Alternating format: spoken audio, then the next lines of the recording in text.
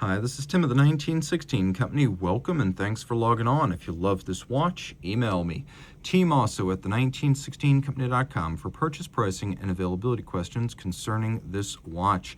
And this watch is a 2025 launch that was very limited in the Middle Eastern market and only available by special order elsewhere. So comparatively few of these Vacheron Constantin Historiques American 1921 watches exist, with Eastern Arabic numerals hand-painted in green lacquer, a frosted silver-white dial, and a platinum case. It is both very culturally oriented but broadly appealing no matter where you come from. So while designed with the Middle Eastern market in mind, it is one of the most unique and appealing variants of the modern era American 1921. In platinum, it's 40 millimeters in diameter, and you can see that it's 8.6 millimeters thick, only 46.2 lug-to-lug with a 22 millimeter spacing between the lugs. Of course, the modern 1921, which was released in 2008, combines some elements of both a 1921 and a 1919 Vacheron watch. Combine them and you get the modern piece.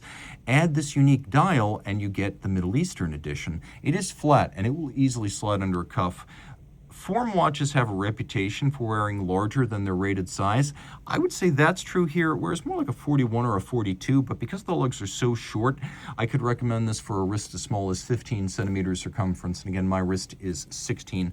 The strap is exceptionally attractive, bright green, large, super symmetrical, rectangular scale alligator leather. Real money was spent on this strap, buying the best cut of the animal.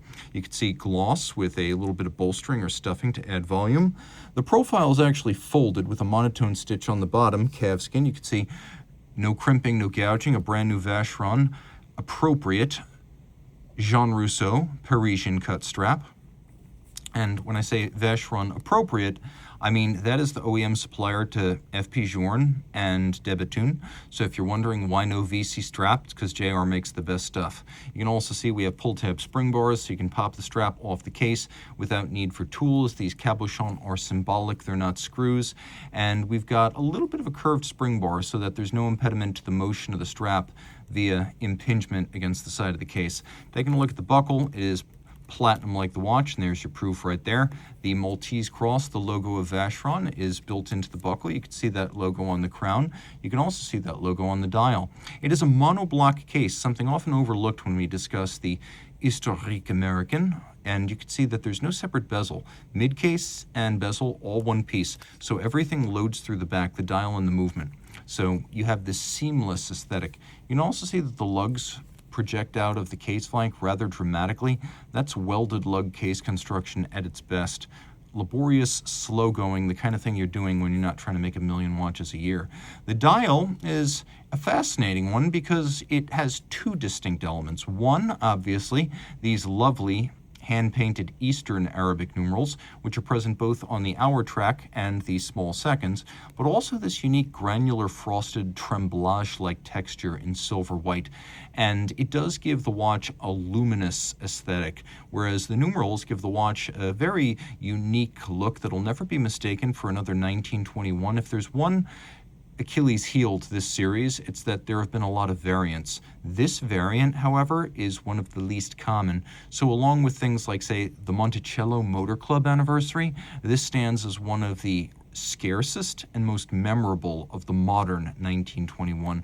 We have modified Breguet hands for the hours and minutes. We'll turn it all over. 30 meters water resistant, so don't swim with it. But you can see here we have Geneva seal on both the case and on the movement, and that's because since about mid-2012, Geneva Hallmark has been a full watch standard, not merely one for movement decoration, and so the whole watch must meet the standard. You can see the little Maltese cross one more time because when this came out, 2025, that was the 270th anniversary of Vacheron, which is Switzerland's oldest continuously operating watch brand, never defunct, never shuttered for 10 years and then purchased as a bunch of copyrights in a box. It's not Blancpain, it's not Lange, it's not Arnold & Son. It is a genuine going concern for over a quarter of a millennium, and it might be the oldest continuously operating watchmaker in the world. but that is a 2025 signature. The movement is a nice one. 4401, it's manual wind, 1 barrel, 65-hour power reserve, 4 hertz, 21 joules, high horology style, 5-position adjustment. Beautifully executed bevels, including a lovely interior angle on the center bridge. We have a very narrowly spaced set of tightly clustered stripes on the bridges. Note that we have beveling within all of the jewel and screw sinks, solarization on the barrel cover, satination on the wheels, and you can see we have a lovely off-center solarization on the crown wheel core, which you can see inside of the crown wheel. There's engine turning on the base plate, and if we get very close, we could see it better. KIF shock protection, which is sort of a boutique-y upscale alternative to Inca Block, and you get a better look at those bevels, which do justice to Vacheron's reputation as the first and, in many respects, the most formal of the Swiss Holy Trinity of high horology. But this watch also proves that Vacheron can innovate aesthetically, taking time-tested iconic forms and updating them in ways that are relevant today and broadly appealing even beyond their cultural context. And that's what we have right here. So reach out to Team Mosso at the1916company.com for purchase and pricing details, and consider this theory about the 1921, that when your hand is on the wheel of a car, the watch is at a perfect orientation to read.